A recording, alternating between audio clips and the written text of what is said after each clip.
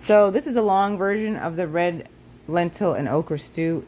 It's long, guys. This video is long, but I figured I'd just tell you guys how to make it. You can watch it if you want, but I've infused extra virgin olive oil with achiote, which makes it red, and lemon zest. And then I had my garden. I'm growing these cherry tomatoes, so just threw them in the pot and let them bust because I put the top on the pot and heated it. Then I cut up my jalapeno. I'm not a big fan of spices. Spicy, I'll say not spices, but spicy. So I took the veins and the seeds out because that's where the capsaicin is that makes them really hot. But I love the flavor of jalapenos.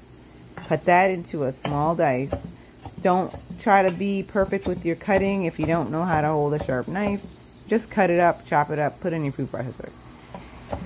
And I'm just being creative, so I'm gonna add some yams to this.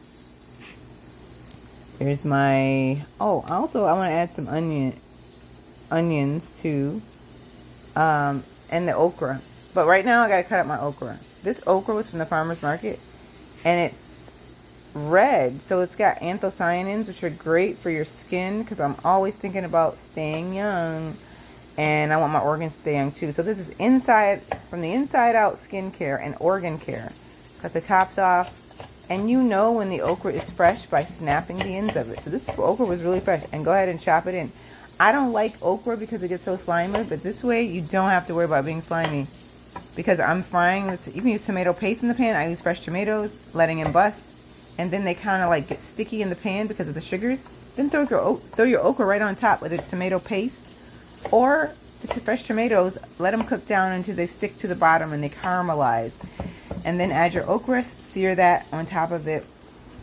I also added a Vidalia onion. Vidalia onions are sweet, so they're really good for adding a little sweet flavor into your stew. If you're not going to use, like if you're making spaghetti sauce or anything savory, add a little honey or some sweet vegetables. Like I added the yams and the sweet onion, so I didn't have to worry about adding any extra honey. Always cut your onion, the ponytail off if you're doing, cutting it into chunks or dices, we call it. Cut it down the lines, follow the lines of the onions, and then cut it down the other side. Make sure you get your fingers out of the way. And cut it into medium or small pieces. And then I added more olive oil because I'm like, the more extra virgin olive oil, the better. And I needed more. I want to fry that okra, like, let it fry in the pan.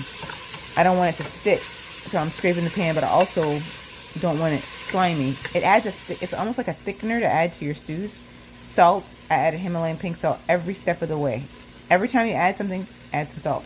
I even had some extra virgin olive from Palestine. I added more because I wanted a good amount of olive oil, because you need healthy fats, because I'm not putting any meat in here. This is like your vegan or vegetarian thing going on. Then I added my onions right over top after I fried my okra, because I don't want it slimy. Fry it up, and that starch just gets real, kind of comes out and gets real, stuck to the pan, and it kind of that browning effect. So then add some spices. I love black cumin. It's actually Indian caraway, and some red pepper flakes, some thyme, and some garlic. You can't go wrong with that. And make it quick. I'm chopping up all that garlic doesn't always work because I don't always have it. So I just use granulated garlic, not garlic salt. Then I added my lentils after I washed them. Put them in a mason jar, it's like 4 cups.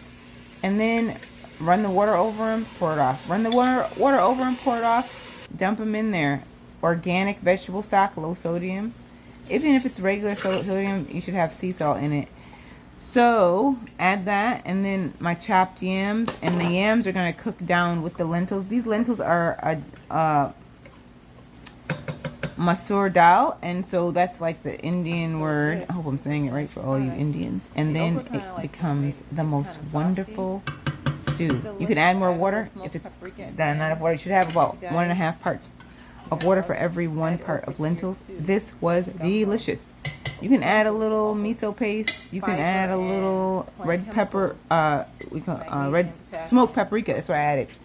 Yummy. This was so good, and it's good for your health.